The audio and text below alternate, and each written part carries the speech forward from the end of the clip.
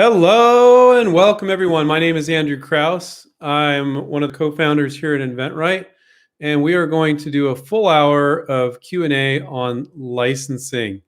So we got some cool comments already. Make sure to type your questions into the chat and I'll answer your questions. So just to give you kind of a frame of reference, if you're new to inventRight, what we're all about is licensing. So what that means is when you license your product to a company, as opposed to starting your own business and making and selling it yourself, is it's their money.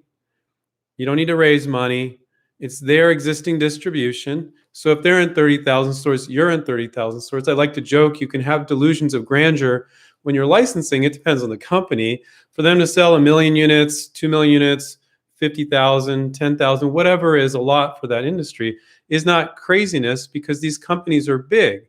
For you to try to do that on your own and start a one SKU, one product company from scratch is very difficult. But if they have 80 products, they have the sales, they have the marketing, they have the manufacturing, they have the machine basically in place, and your product's just another product in their product line. And that's not a bad thing. That's a good thing because they got the money machine and they got the accounting and marketing and sales and manufacturing, and you're just going to plug your product in there, and then you don't need to raise money, you don't need to hire employees, you don't need to run a business. So that's what licensing is. And then you get a royalty, and they pay you royalties quarterly, the companies that you license to. So you can think really big, and you don't need to raise millions of dollars. Quite the contrary. A lot of our students, they're spending $75 on a provisional patent application and a few bucks on a sell sheet, maybe a virtual prototype, maybe they're making a prototype.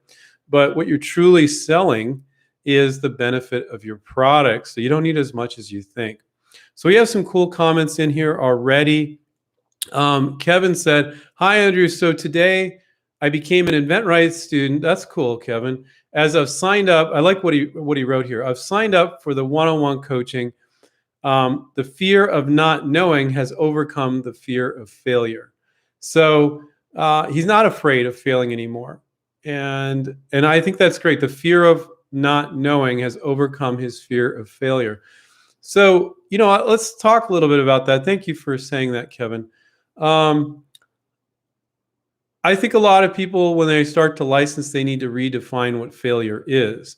So reaching out to 30 companies and getting no's from 28 and getting interest, well, some of them aren't going to reply at all because that's normal.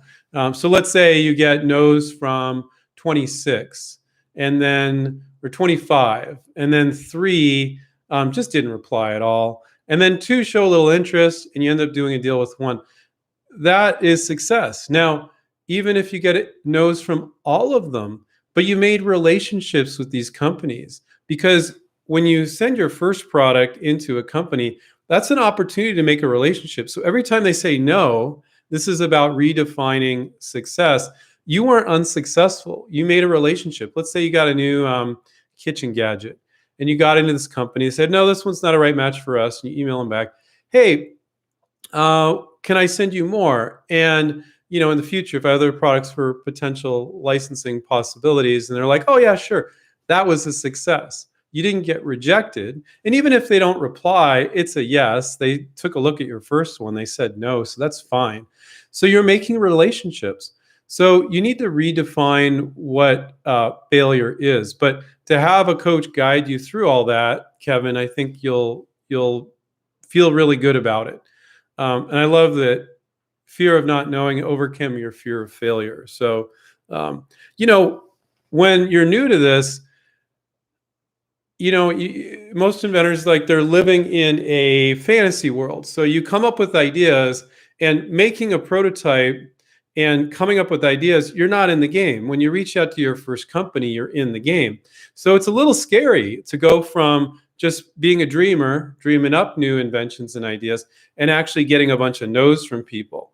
And so Kevin, he just made that leap because he signed up for our coaching. Or you guys are making that leap. If you're just watching our YouTube show and you're doing this Q&A, maybe you're reading our book, One Simple Idea, and you're getting out there, you're making that leap then too.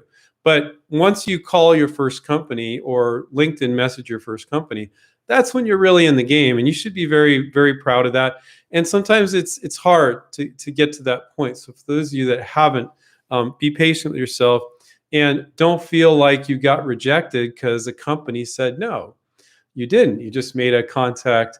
And next time you have another product in that space or the same product, we guide our students to reach back out 6 or 8 months later, the same company that said no, and quite often they'll show interest. I mean, maybe 1 or 2 out of 30 might, but that's all you need. You only need 1, right? So now you don't want to reach back out to companies that said no, and it won't work because of this. That's just pestering them, right? And you couldn't fix that. But a lot of what you're going to get when you reach out for licensing is you're going to get non-specific no's, not at this time, not a right match for us. And behind the scenes, you don't really know what's going on. They may have actually liked, and it's not the company, by the way. I've been talking a lot about this. It's an individual. So they're a marketing manager, they're a person at the company. And maybe they got 3 projects going on. They got their bosses breathing down their neck. They've got a bunch of emails. They're very, very busy, and they liked your product, but they didn't have time to take it on. So they gave you a generic answer, not a right match for us. So that's why when you reach back out to them 6 or 8 months later, they might be in a different headspace, and their boss said 2 weeks earlier, we need new products. So that you got their name, you got their email. That was not a failure, but most people who are new, they feel rejected, they feel like they failed, and I'm just saying you shouldn't, if that's the case. So that's great, Kevin, that you signed up for our coaching. That's fantastic. I think you'll be very, very impressed with all our coaches are amazing. So John said, hi, Andrew, thank you very much for doing these Q&A sessions. I watch you on Mondays and Shark Tank on Fridays. Okay. Well, that's very flattering. As you guys know, you've heard me talk about Shark Tank. I'm not entertained by it anymore. I find it irritating, but I think it's a very well done show where it provides you with entertainment. So I think that's fantastic that if you comparing me to a show that is that well done as far as providing entertainment. Now, a lot of the things that they say on the show, I take issue with. Like they always say, do you have a patent on that? And it's like, really? Is it really that important? Our students just file provisional patents, and a lot of time companies, they don't want to file a patent, but they'll still pay you royalties in the licensing agreement. And they're like, no, we don't want to pay for a patent. You can if you want, but we don't care. We'll pay you regardless. And they're not saying that on that show. They give you this perception, which is what the general public thinks, is, oh, I couldn't possibly license something without a patent. And it's so not true. The perceived protection of a provisional patent for $75 is all you need. That's what all our students do. Now, we have students that come on board with us having filed a patent. We're like, great, that's an asset. If you don't license it, it's a giant liability that you spend 10, 15K on a patent. Why not just spend $75 next time? But I take that as a compliment. I did used to watch that show. I don't watch it anymore. I think they've done a lot for people watch that show and they get very encouraged. They're like, oh, they just see people with ideas that are putting themselves out there and makes them want to put themselves out there. So I have a lot to thank for that show and the people on that show for encouraging people. It's just the way that whole thing works. Like, to me, it's just downright sad that anybody that would think the only way that they can get their product to market is go on a TV show. I mean, that's just sad, and I'm not saying everybody who goes on that show thinks that, but there are so many avenues to bring your product to market. The main two are licensing, which is what we guide people to do.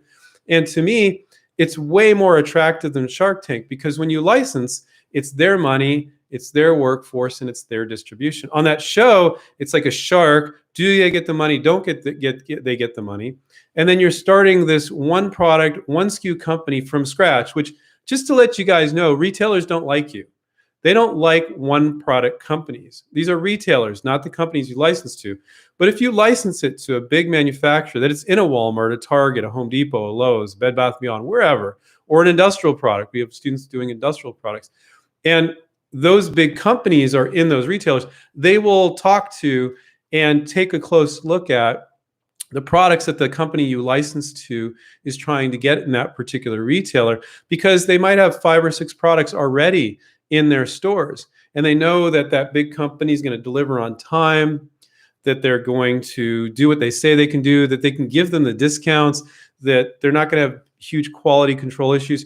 And retailers don't like one SKU, one product companies, inventors, because they're worried you're not going to deliver on time, you're going to run out of money, and all these things, all the things that almost always happen to independent inventors when they try to venture their own product. So keep that in mind. When you license to a big company, you are that big company, and the retailers that they put your product stores in will take that company seriously, but they won't take you seriously for the most part. If you've been in business for 6 months or even 2 years, and you got this one product, they're like, it's going to be a pain in the book, a pain in the butt to put you on the books, and you're going to be calling me, and I'd rather deal with a vendor that's got 80 products, and I can pick and choose from their product line. And if I want to put the screws to them on pricing, they can handle that. And they'll go, well, okay, but if you purchase these 2 products or whatever the deal. So the buyers, the retail stores, like big companies. They don't like rinky-dink companies that they're going to have problems with. And just imagine, I give this as an example. Imagine you're the buyer at Bed Bath & Beyond, and every single product in your store had a different vendor. They want to shoot themselves in the head right now. Just go, I can't deal with that. So that's why and I admire people that venture their own product, make it and sell it themselves, and get some sort of distribution in a retail store. But I'm telling you, they will not keep you in there for very long if you don't come up with a whole product line. Now you're an inventor, like, I made this product myself, and I spent hundreds of thousands of dollars to try to get it manufactured, and I got it in the store, and now why are they kicking me to the curb? You know who they're kicking you to the curb for? That big company that's coming in and getting more face time with the buyer and say, hey, I want you to keep this product on the shelf, put these 2, I will give you discounts. And they're looking around. Who am I going to kick off the shelf? Because they only got so much room in the store, right?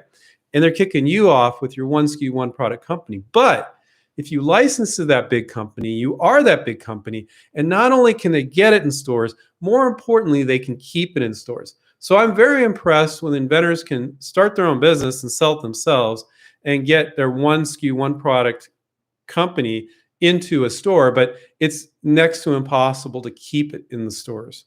So that's very, very difficult. So sorry I ramble so much on that, but John, thank you for the compliment.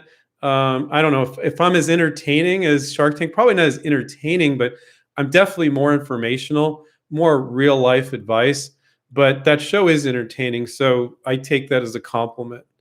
And like I said, they've done a lot to just get people going. Like, maybe I can do this. I got an idea. Like, they've done a lot for inventors just in that. But the way that they bring products to market, to me, is 1 in a million shot. I'm going to go on TV, to bring my product to market. That's bizarre.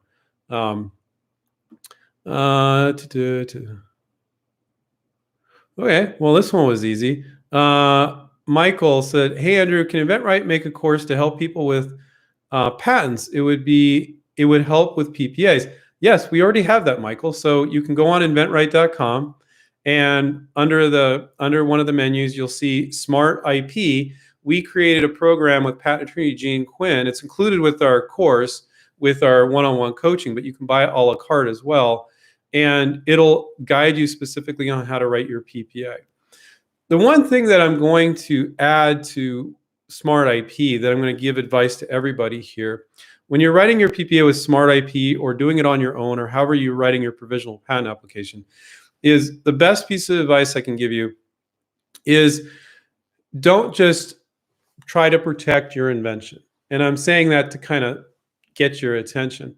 So what you want to do, and most inventors don't do this, and this is 80% of writing a good provisional patent, maybe exaggerating a little to make a point, but I'm not exaggerating too much.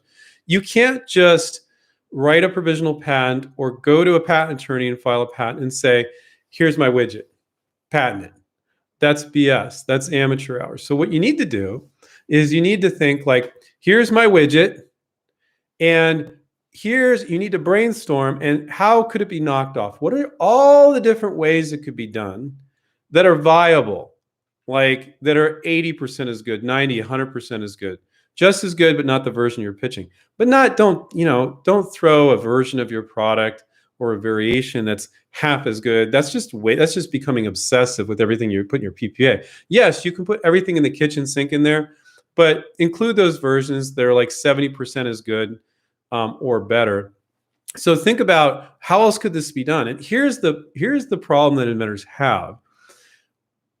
Inventors are obviously very creative, but inventors, I've noticed over 21 years, lose their creativity when it comes to this. So when you've been thinking about it for, let's say some inventors have been thinking about their products for like a year, 2 years, 10 years, you lose your creativity. You're like, this is what it is. This is what it is. This is what it is.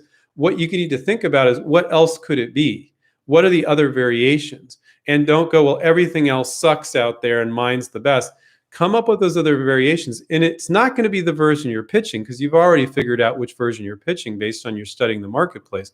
But include those variations, those variants in a provisional patent. So people are all worried, like, I don't know how to file a provisional. Yeah, Smart IP, our software, will help you with that. But you need to invent. So you need to take those blinders off and you need to go, how else could this product be done? And throw that all in your provisional. And if you've been thinking about it for a long time, it's a hard thing to do. So this is why a lot of patents are garbage, because people go to attorneys and they go, here's my widget patented. And patent attorney that's a bad patent attorney will say, okay, and they won't ask you a bunch of questions. What they should say is, they should grill you and say, give me all the variations, give me all the workarounds, improvements. I want to do a good job for you. But a lot of them, what they do is they just take your money and they file it, and it's garbage, because you didn't think about those variations. So they might have done a good job on what you gave them, but you didn't cover those variations. Then some company can just get around you, some other knockoff company or something. So think about those variations. So Michael, we have what you're looking for. It's called Smart IP. It is on inventRight.com. You can find it on there. Nick said, just received my OneonOne Program guidebook. That's great, Nick. Nick, it sounds like Nick is a student too. That's fantastic, Nick, of ours. So we call people that are students, people that we're doing one-on-one coaching with. And obviously this is not that. This is a free YouTube deal. But that's what Kevin was referring to earlier. He signed up with the program, and Nick, I think, looks just like he just signed up and he got his guidebook. The core benefit, though, of the one-on-one coaching is talking to your coach every single week, emailing him anytime, having him make sure you're on track. It's not about a guidebook. Oh, this is a good question. To expand upon Michael's, Shook says, hi, Andrew. I signed up for Smart IP, started, but felt overwhelmed with the details of my product. How much technical expertise is necessary for a PPA? Does it need to be mechanically right? So one thing when you're filing this isn't an hour on PPAs, but I think these are good questions, so I'm happy to answer them. I think one of the biggest things that we bring to the table at inventRight is getting people in front of companies so deals can happen. And people get overly worried about provisional patent applications. So Shook, I'm going to say a few things that'll be encouraging for you, so you don't need to stress so much, but I'll give you some specifics too. So I have never, in all the years, we've been doing inventRight 21 years, never, ever, ever had a student of ours that filed a PPA, because when you file a PPA and you later file a patent, you're going to reference that PPA. So only if that 1 year the provisional gives you that's called into question before you file a patent, would anybody in a lawsuit or anything, you would need to claim the benefit of the PPA. I have never had a student that ever had to do that, ever. So if you didn't do the greatest job with the PPA and you later filed a patent, yeah, if you didn't put something in your PPA, you won't be protected for that date. But I'm telling you, it's never caused a problem for one of our students ever. Could it? Yes, it could. So I'm way more concerned. I was just talking to a student about this just about an hour ago. I'm way more concerned that people make a good marketing presentation so you get interest and they'd want to see your PPA or any intellectual property. So you have a good sell sheet, you have a good video. And that is like literally 10 times more important than any stupid provisional patent application. So, and by the way, I didn't say this at the beginning, anything I share with you today is not considered legal advice. Please consult an attorney if you need legal advice. This is just general knowledge, okay? So do not consider anything that I share with you today legal advice. Please consult an attorney. I have to give that disclaimer every time. So, so what Shook is getting overwhelmed with the details of your product. So when you're filing a patent or a provisional, this is not a way an attorney would represent it, but this is the way I'm going to explain it. You don't patent your product. You patent a piece of it that has functionality and utility. So we have students all the time, they don't understand the full workings of this device or that device, but they understand the piece of it that they changed. And you need to cover that in your provisional application. What has that new functionality and utility? Oh, with this hinge, this is what it does. It makes it so you don't scrape your knee or whatever it is. Let's say it's a sporting good product. And this hinge here, this plastic hinge, will prevent you from getting injuries, and you explain that. So if you're covering so you don't need to, let's say it's electronic, know everything about electronics and cover every little detail. You're covering your piece that is different, right? And the functionality and the utility of that. So hopefully, so what Shook is saying is, does it need to be mechanically right? You need to, somebody should be able to take a look at it and go, oh, we're going to throw a hinge over there that's going to protect you from scuffing your knee when you're playing volleyball or whatever with these new knee pads. I'm just making up random stuff here. So if you do that, Shook, you're probably doing a pretty good job. And if you think about the variations like I talked about, you're doing a great job. Tons of people spend $20,000 with a patent attorney. The inventor didn't give it to the patent attorney. The patent attorney didn't do that. And they have a $20,000 piece of junk because there's so many obvious workarounds for the product. And if there's 5 other ways of doing your product that are just as good as yours, your patent's freaking useless. I have to say that. So you want to think about those variations. Now, has that ever bit one of our students in the butt with not doing a perfect PPA, Shook? Never. So, don't get too obsessed with it. Show, what you're doing there. What is your point of difference? What new functionality and utility? And it's very different when you're filing a provisional as opposed to doing a marketing piece. There, it's all about, what's the benefit of the product? So if it's a new type of knee pad that when you're playing volleyball, you won't get the same injuries, you're marketing that. And in the patent, it's kind of like this really boring technical thing where you're like, you're stating that it prevents injuries, but you're showing like, oh, this is how it does it. And it can be very engineering-like and boring, but you don't have to be an engineer to write a provisional patent. We've had students that didn't have a GED. I've never had a student ever that couldn't use our smart IP solution and file a provisional patent, Shook. So now, do people get overwhelmed? And like you have a coach, right, at inventRight, and you're talking to them, and the coach is, no, I know your product well. These are the main 3 things about your product. Like, these are the things you need to emphasize in your provisionals. So we coach people in a non-legal advice kind of way for covering things that have functionality and utility in their product. Like, well, this is your marketing. This is what you're protecting. So hopefully that's helpful, Shook. What I try to do is I try to answer people's questions, but make it valuable for everybody.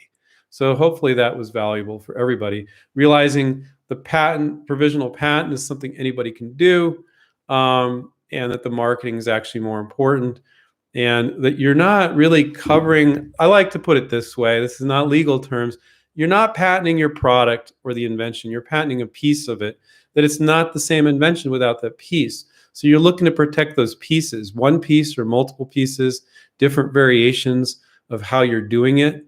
You could have 2 completely different methods for accomplishing the same thing and throw them in the same provisional. So, hey Andrew, this is from Paul. What are some of the options if your preferred contact or the person who you think will look at an idea? If he won't accept your connection and you don't have premium on LinkedIn. So what Paul's referring to is he's reaching out on LinkedIn. We highly advise our students. We have this really cool separate program that Benjamin Harrison runs, and it's included with our coaching program called Smart Pitch. Specifically, all the techniques for reaching out on LinkedIn for licensing. Because could you be more specific? How to use LinkedIn specifically for licensing? And one of the things, I'll share one tip with you, Paul. People, when you send a connection request on LinkedIn, Benjamin believes, and I agree with him, do not send a custom connection request like with this big long ask. So you can type in like paragraph, I want to send my thing to you, blah, blah, blah, and then click request a connection with them on LinkedIn. What Ben advises people is don't do that, because like you don't even know them and you're already asking them for a bunch of stuff, right? So instead, just connect with them. Don't add any special request or even say anything about what you're connecting about. Let them connect with you. And then at least 3 or 4 days later, wait at least that long before then you reach out. Now it's an outreach to somebody that's already part of their network. And I know that sounds funky, but it works. We found that works. The premium thing, I haven't found it to be work. The only thing I've got with people with premium where you pay, like we advise our students just use LinkedIn, the free version, that you do not need to pay for any of it. So when you pay for LinkedIn Premium, the only thing I've ever got with they call it an in-mail message, is spam, which somebody blatantly promoting stuff. So I don't advise that people get the premium version. I don't think it's necessary. Now we guide our students, look, you might reach out to 30 companies on LinkedIn and 15 will connect with you. And then maybe of those 15, 10 will get back to you. And if they're not connecting with you on LinkedIn or not getting back to you, pick up the stupid phone and call them. And we guide our students on how to reach out to companies, how to get past the gatekeeper to help you, and to get to the right person at the company. You can also send emails and how to approach all that. So, sometimes they won't accept. Some people, they're on LinkedIn and they only go there when they think their job is in jeopardy. Other people on there every day. Other ones check it once a week. So if you send a request and they haven't got back to you in a week, they may only go on their LinkedIn every 2 weeks or once a month. So it's such a cool way to connect with really high-level marketing managers. I highly recommend it. So, but you also may be doing something wrong. You may be sending this rambling connection request. We suggest don't say anything. Just try to connect with them, and see if they add you. Barbara said, where do I search for patents on similar products? Well, Barbara, one thing that I'll educate you and everybody about is when you come up with an idea, the first thing you should do is you should never do a patent search first. You should always do a market search. Get on Google Images, get on Amazon, Google Images being my favorite, and look at everything else in the space. So a market search is your first thing to do when you have an idea. Never a patent search. Who cares about that? That's a freaking mess. I'm exaggerating to make a point again. I'm not saying don't do a patent search. I'm saying it's never the first thing to do. So when you come up with an idea, and most of you haven't done this and you already have an idea, if you're on here probably, but next time you come up with an idea, the second you come up with it, if possible, or the same day or the next day, get onto Google Images and look at all the products in that space. Now, people do that and they do it with the wrong mindset. They go, let's say you got a new barbecue special. Oh, that one sucks. That one, mine's better than that. Mine's better than that. Mine's better than that. That's stupid. That's an amateur hour. Now, what you really want to be doing is going, oh, I see there's ones over there. There's about 5 that do that. They're a lower price. There's ones over there that do that. Ones over there. Well, I think mine fits in here. Or you know what? Mine's a lot like these, but I got this little extra benefit. So you don't need to prove there's nothing like your product. Actually, when there's things somewhat similar to it in some way, that's a good thing. And because risk-averse companies can look at those products and go, well, God, there's like 8 companies selling that kind of thing, and Bob here's got that little extra something to it. So we didn't want to get in that space because it's kind of generic, but now we can have a point of difference.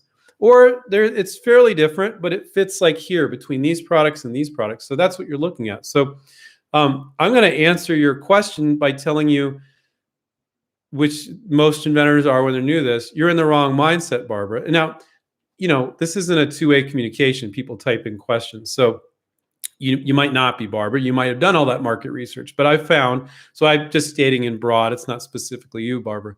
Most inventors do a piss poor job of their market research. Wrong mindset, not really looking at everything. I can't tell you how many times I've talked to inventors where they tell me what it is, and I can just get it from a verbal quite often.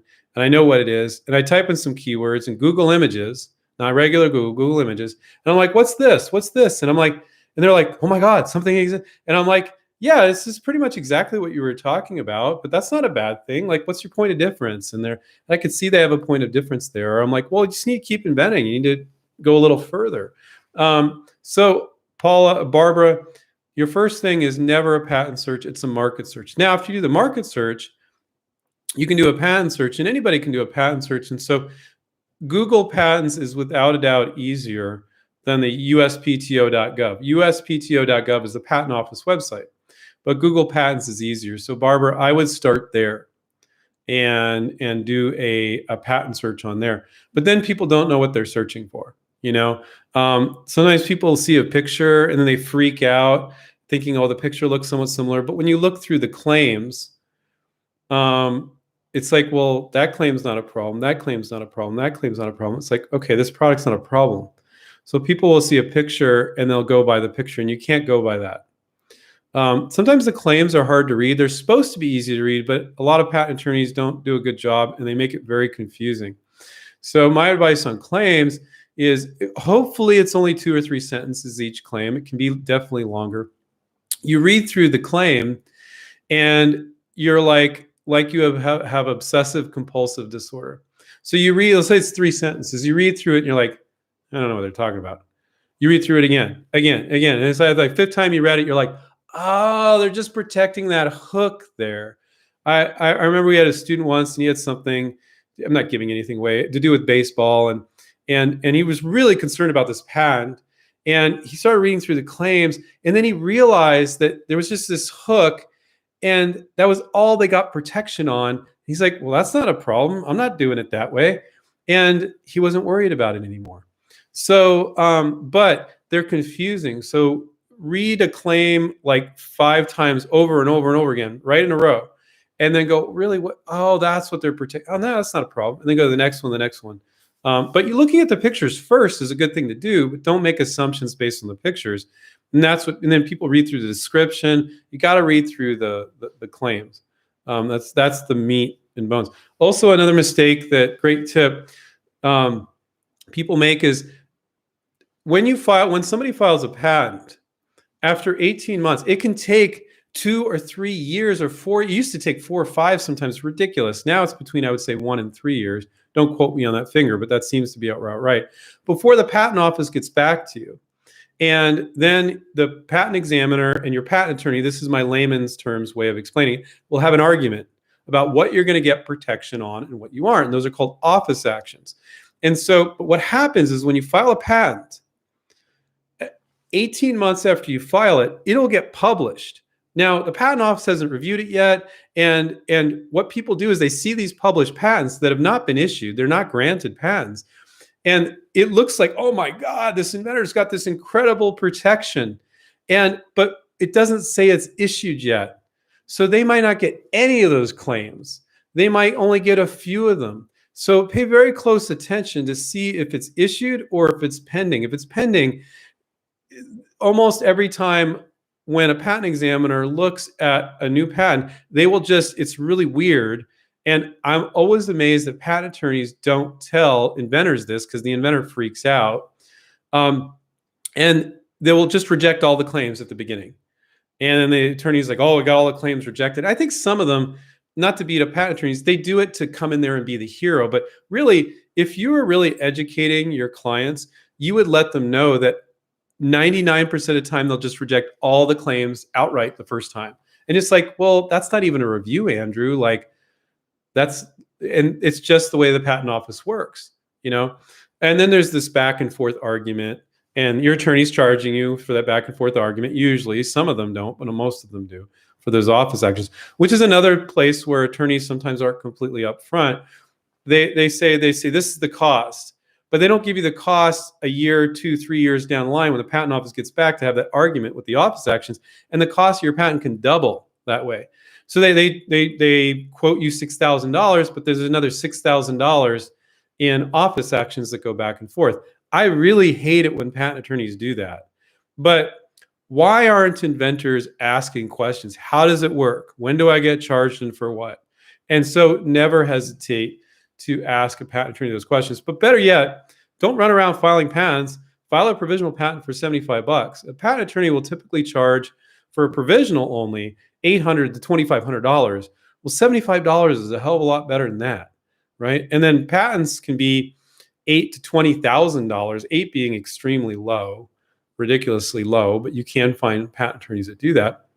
So, Barbara, do a market search first. You asked about a patent search, and then after that, you can do a patent search. Okay, and use Google Patents. That's a nice place to start if you're a beginner. Okay, too many. We got to move on to some questions outside of patents because it's going to be like a patent hour. I just want to give you guys some variety.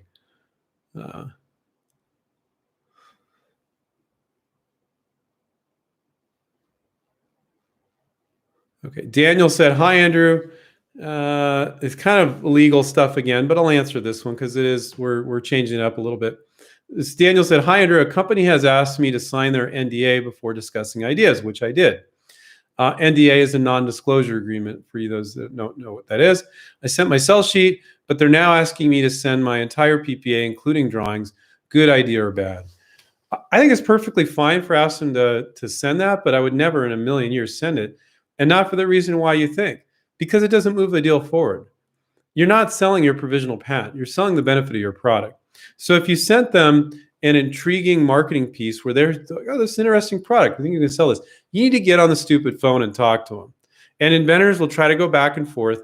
So companies will ask you for things and they don't know how to move it forward quite often. So let's say the marketing manager, they like your product. And maybe the company's licensed 15 products. But this particular marketing manager has never done a licensing deal. They're asking you stupid stuff like to see your PPA, which it is stupid. And I'm just using the word stupid just to be funny and get your attention. But it doesn't move the deal along, and to evaluate a product based on what you filed in a provisional doesn't make any sense.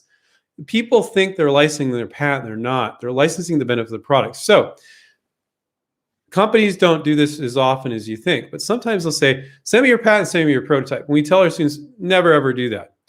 Not because they're going to steal your idea, but because it doesn't move the deal forward. So get on the phone with them. Now, here's the funky thing. Which is not typical, but when they do say, "Send me your patent and your prototype," or one or the other, and you get on the phone with them, literally, our negotiation coach, Paul, has told me this, half the time, they don't even talk about that.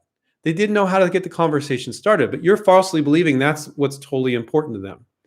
And so I'm not saying it's not important to them, Daniel, but what I'm saying is you need to be more responsible for moving the deal forward than they are.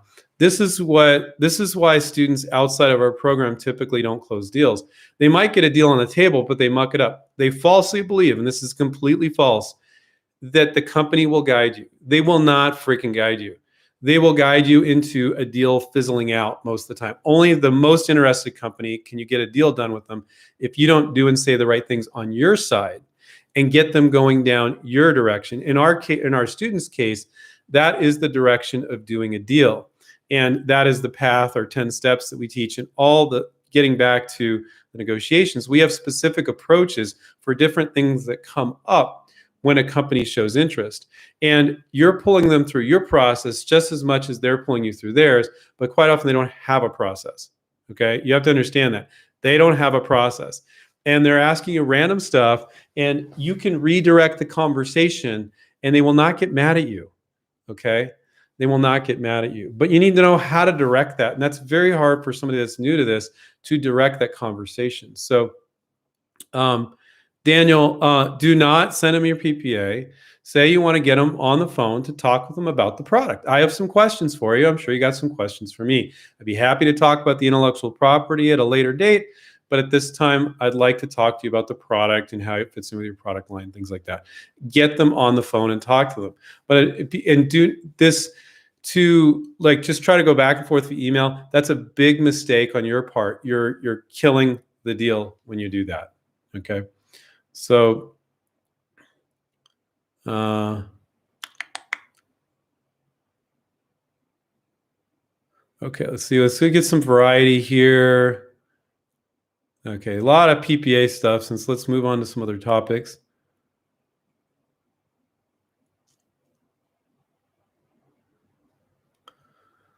Uh, Zabia? Hope Thomas. Uh, how beneficial is it to have a trademark kids book series out when you're trying to license items related to the book series? Oh, that's a good question. So sometimes people like they've got like a character or concept or something, and there is no TV show, there is no book.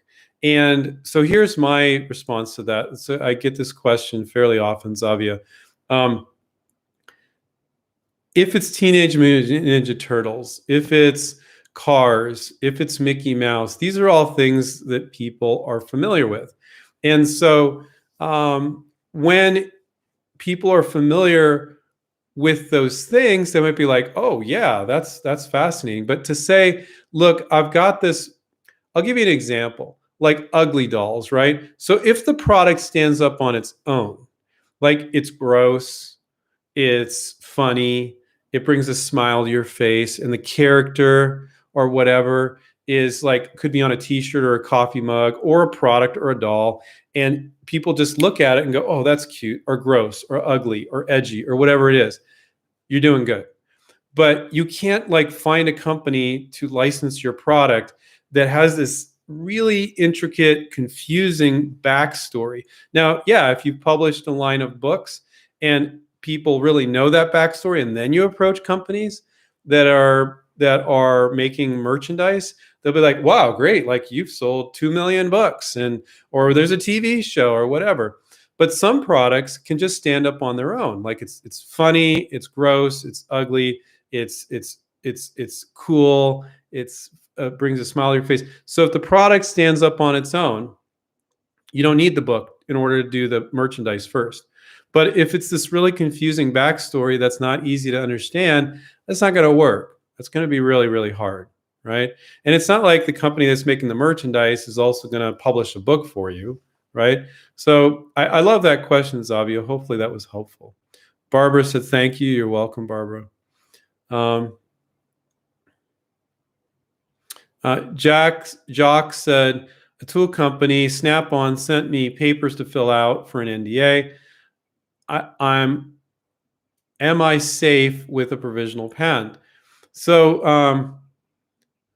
a provisional patent is just perceived protection. So all I can say, Jacques, is, and I'm not talking about inventors, I've talked to inventors that say wacky stuff, get the company interested, and then they go, I want $500,000. And then I've heard stories where the company is like, oh my God, we just spent $10,000 researching this, and now you're a nut job. We wish you knew you were a nut job earlier, and we're going to find a way around you. Screw you. And I've seen that happen, never with an inventRight student, but I've seen inventors like tell me their story, and I'm like, oh my God, you act like an absolute nut job, and you got them spending a ton of money, and you didn't let them know what you're looking for.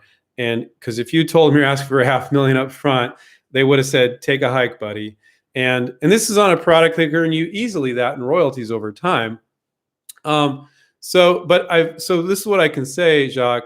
So I can't speak for the general public. I have never had a student of ours that got knocked off by a company that they presented to, a potential licensee, in 21 years that I know of, because our students conduct themselves professionally.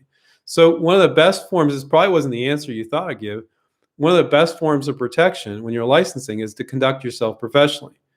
Not about PPAs, not about non-disclosure agreements, not about any of that. Now, are those forms of protection? Yeah. So filing a provisional patent for $75, having a paper trail on what you send them and when, all the emails, that's protection. Usually their NDAs will protect them, not so much you. It just, sometimes you think inventors freak out, says that we can't agree to keep what you send as confidential, things like that. And I'm like, you got your PPA, and again, anything I share with you tonight should not be considered legal advice. So are you safe? It depends on how you conduct yourself. If you want to be in this business, do not expect, like, if you, like, I'll give you an example. If you open up a sandwich shop, would you want to guarantee that no sandwich shop could open up within 2 miles of you? That'd be a ridiculous expectation, right? And if you weren't okay with that and okay that risk of opening up a sandwich shop, you shouldn't be in business. Same thing with licensing. If you can't expect that nothing bad will ever happen. But when you cover your butt every which way till Tuesday, you filed your provisional patent, you've created a paper trail with email, and that's what most of our students do, those two things. The NDA probably isn't protecting you. I haven't seen the Snap-on NDA. It's probably protecting them. Sometimes it's mutual. So people have this perception that signing a company's NDA is going to protect them, and quite often it isn't. But your provisional patent, your paper trail is your protection. And when I can say it hasn't happened to one of our students in 21 years, when inventors are new to this, they think, oh, all these companies will screw me if they can. That's so much BS. Now, what I will say is, I'm not saying about Snap-on, but tool companies are harder. Tool companies, they're more patent obsessed. It's really important to them. So it just is what it is, And tools are tools harder than kitchen gadgets? Yeah, they are. It's a harder category, but it is what it is. So are you safe? I don't know. I think you're relatively safe, but I can't say nothing bad will ever happen to you. That's not what you asked. Yeah, if you filed a provisional patent application, I think you're doing pretty good. You're creating a paper trail via email, doing pretty good. Max said, awesome job, Andrew, on explaining the process. You're welcome, Max. Thank you. Okay, Barbara said, how do you go about figuring out COG, cost of goods sold, and do you need a sell sheet? Do you need to for a sell sheet and pitching? No, you don't need to. Don't speculate or put that in any sort of pitch. Your pitch to the company is showing them what their customer would see, right? So it's an advertisement for their customer. If it's a kitchen gadget, it would be showing it to the person that's working in the kitchen. Like, it's an advertisement, right? And so you're not putting in there any like sales pitch or, oh, I know this can be made for $1. You could put something like that in an email. But Barbara, one thing that I'll say is, just by looking at similar products, you can figure out like, well, that thing's made for $19.95, and it's not that much different, about the same amount of material. It could even be a different category. And usually, very gross way of looking at it is it's a 5 times markup. So selling for $10, they probably made it for $2 or less in most categories. That's just a crude way of looking at it. But so when they ask you, you can say things like that. People are like, I can say that. Say, well, there's that product, and I'm just changing this, and it's selling that at retail. So at a 5-time markup, it's selling for $10 retail. I think you could probably make it for about $2, and let them go out and get some quotes and determine that. But it's okay to make those crude assessments like that in cost of goods sold. It's okay. Our students do that all the time, because if you go to a contract manufacturer, they're not going to give you a decent price that this big company would get. So don't go getting a quote from them and then give this ridiculous price. The company's like, whoa, that's too much. That's going to no profit in it for us. Let them figure it out. Okay, but you can make general statements if they're kind of concerned, and they're like, oh, well, that proves, because there's that product over there, 1995, and I see that there's a lot of similarities. So yeah, you're right. So yeah, we're going to bother to get a quote ourselves, or talk to you more about the product, move it forward. Maybe they do something later. So that's a good question, Barbara.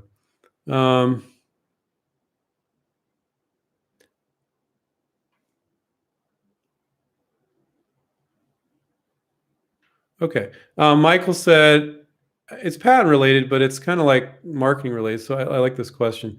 I'm confused a bit. Let's say a company has moved forward with your idea and paid upfront for a patent.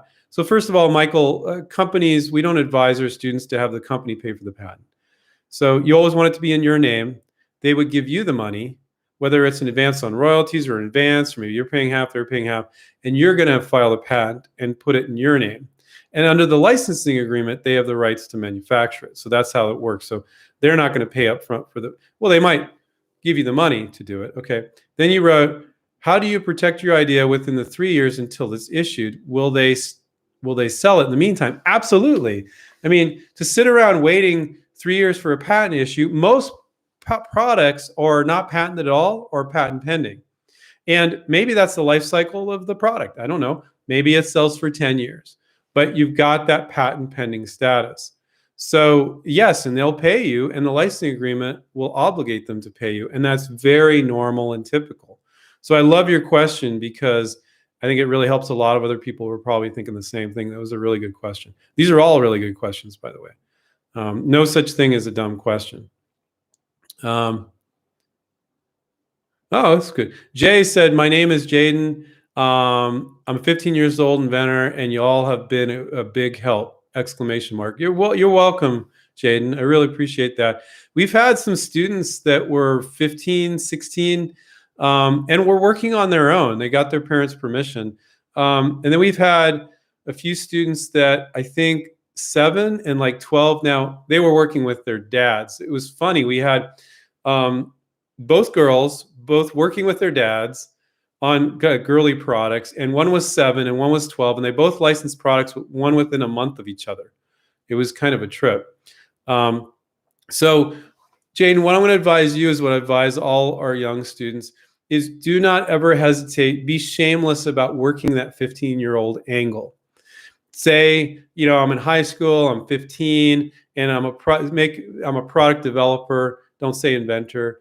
And I have a product's the right match for you. There's going to be so many people that are thinking like, damn, I wasn't that motivated when I was 15. They're going to really admire you. And some of them have kids, so that touches their heart. There's nothing wrong with working that angle a little bit. And they'll offer you a little extra advice here or there. So don't hesitate to play that. And when you do a licensing deals, you're going to have to work that out with your parents, of course.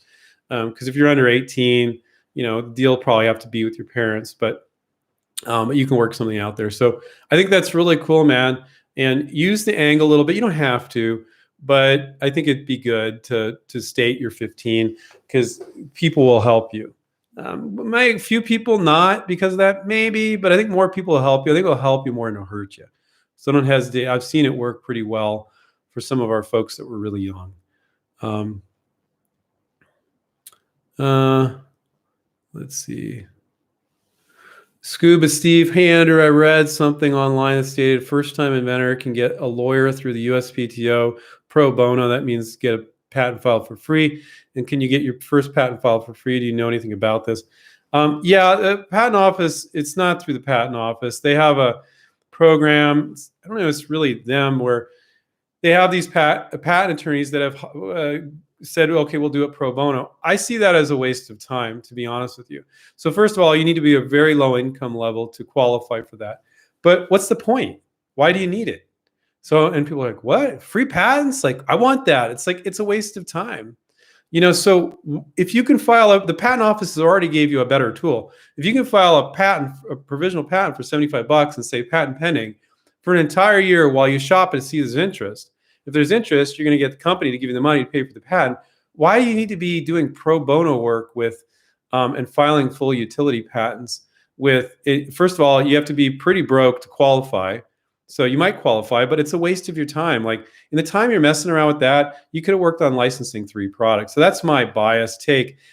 Do I think that for some people that might be useful? Yeah, I think if you're like venturing your product, manufacturing and selling it yourself, and you're half broke, but then that doesn't make sense either, because you can't venture and sell a product yourself with your income level. We have to be so low to qualify for the patent office pro bono program, and it takes so long to get that thing filed. You wouldn't have enough money if you're at a low enough income level you shouldn't be venturing your product anyway, because it costs a ton of money to make and manufacture a product yourself. So I don't see that making a lot of sense. Do I think it's cool? Yeah, it's cool they offer it, but it's just like free stuff for free stuff's sake. Like, are you trying to license a product, or are you just trying to get free stuff? So I think it's a good question, Steve. But there's you probably not expected take on that, but it does exist. So if you type in like patent office or USPTO pro bono program, you'll find some stuff on that. Maybe I'm not thinking about that right. Maybe there's an angle there that makes sense.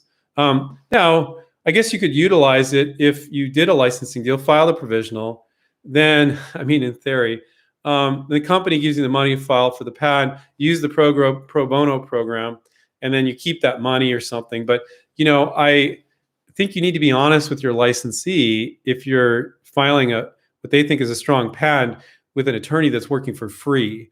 I think just ethically, I think you need to explain that and be honest about that. But so yeah, you can see I have mixed feelings about that. But that's an interesting thing you brought up, and people want to know about it. You just help them out, so thank you.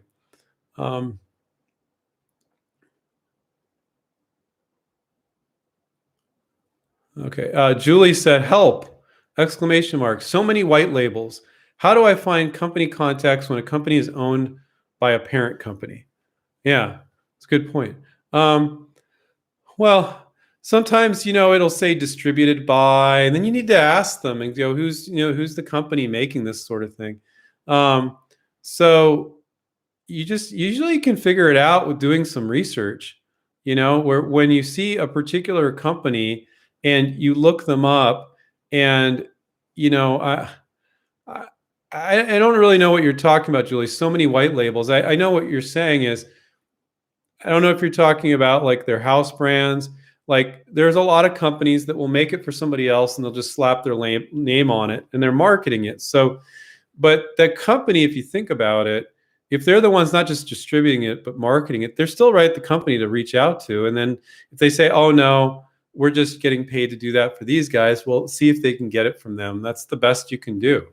You got to do a little bit more digging, but I very much get your point, Julie. It's part of the game that can be a little bit frustrating with products being white labeled, but usually our coaches can guide the students to figure out who the company is. It's kind of a general question. I'm sorry if I'm not giving I would say tonight that's probably not giving the best answer because it really depends. I'd really need to look at a particular product and go, oh, no, this is how you'd figure out that. So you kind of need to figure out a case-by-case basis. I wish I could give a broad answer that would help you and everybody else, but it's really it's more of a case-by-case thing. So Justin said, with InventRight team, how does your compensation work with coaching? We don't ask for any percentage whatsoever. So, there's these invention promotion companies that say, give us 10 or 12,000, we'll do all the work for you. And we want 5% of your royalties, or we want half of your royalties or whatever. And it's just a ploy to sell you a service to pretend like they're working on your product and they're not working on your product at all. So that's something that happens.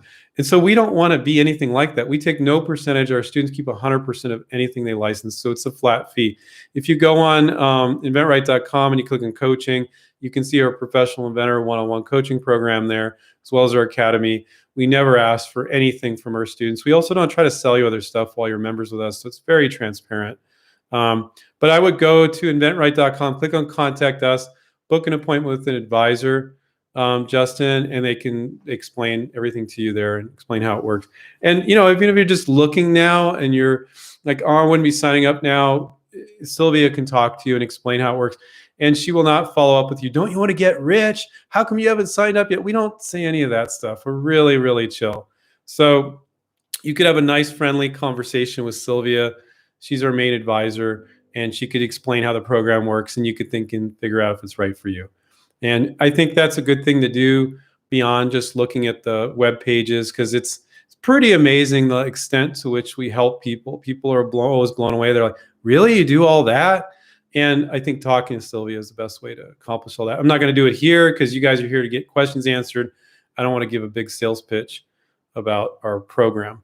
Daniel said, thanks for the advice, Andrew, exclamation mark, and 3 thumbs up. Thank you, Daniel. Appreciate it. Max said, very broad question, but I love it. Can you explain how much a market analysis can help inventors' product?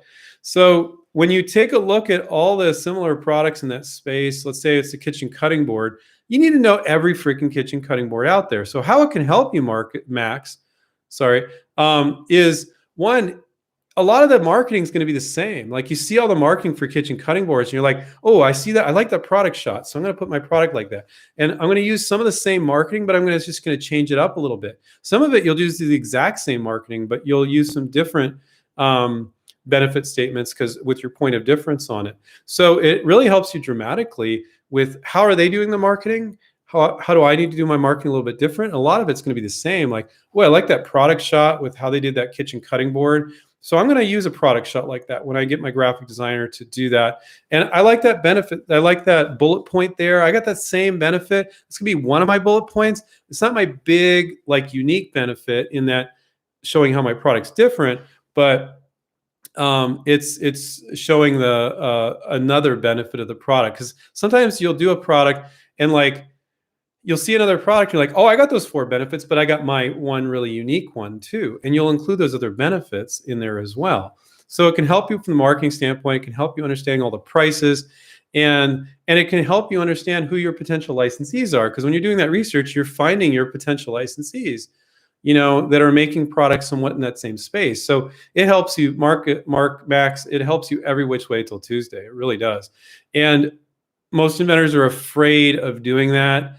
Wrong attitude. I'm going to prove my product's great and everything else sucks.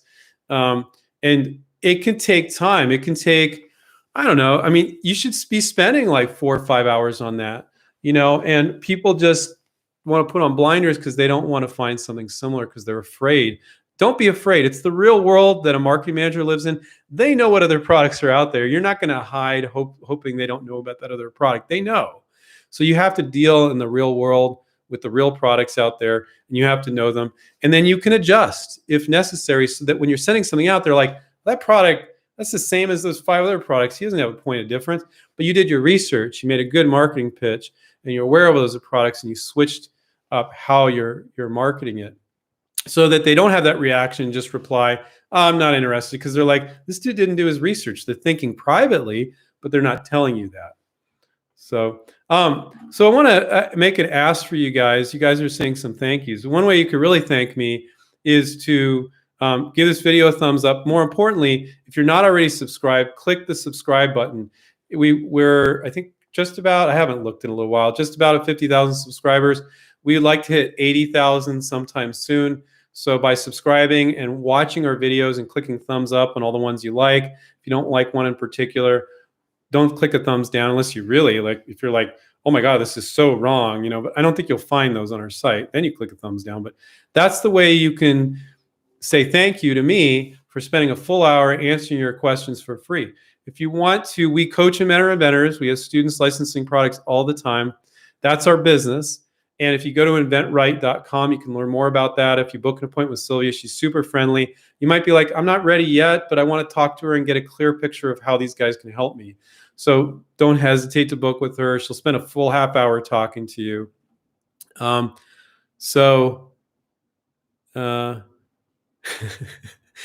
Max wrote, LOL, this is so wrong. So thank you for all the nice things you guys are saying. I really appreciate it. Yeah, thank you. Somebody said rock on to 80,000. Yeah. It's to have, some of you, like I watch my 8-year-old daughter. We try not to let her watch much YouTube anymore, but I see like 2 little girls like playing with Barbie dolls, and it's like 35 million views. It's like, oh my God. Like ours is a niche market. We're guiding inventors to license products. So for us to have 50,000 subscribers in a niche market, I'm very, very proud of that. But I think our business could really take off even that much more if we could have 100,000, 200,000 subscribers. And so if you guys can help out with that, tell your friends and family to watch our show. People do that all the time. And just click thumbs up on all that stuff. That'll help the algorithm. And we'd really, really appreciate that. All right. So I remind everybody to take care, keep inventing. I'm going to be back next Monday. I don't know if we'll be doing these Mondays forever, but we started it during COVID and we haven't stopped doing it. And I enjoy it. You guys are asked some great questions. I really appreciate your questions. Hopefully you guys appreciate my answers. And we'll catch up with you guys next time. See you. Bye.